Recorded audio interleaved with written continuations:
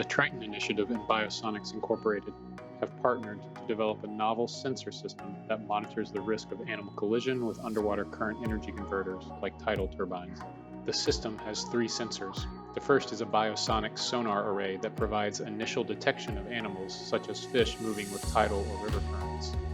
The second sensor is a teledyne Blueview acoustic camera for image-like data streams for turbid or low-light sites.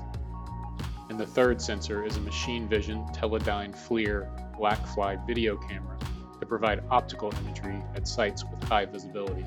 All 3 sensors are mounted on a heavy-duty frame to ensure the system can be rotated and tilted during underwater testing.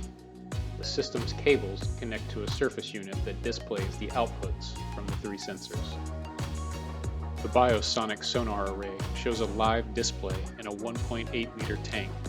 When deployed in the field, the sonar array has a range of 15 meters and collects data at 1 ping per second, though both can be increased depending on the setting.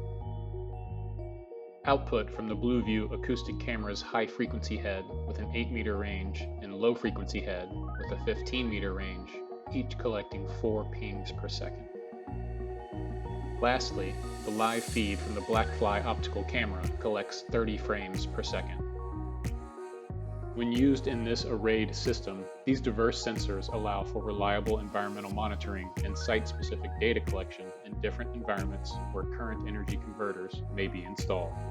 These technologies will allow researchers to visualize how animals interact with current energy converters, enhancing future solutions for coexistence and clean energy partnerships.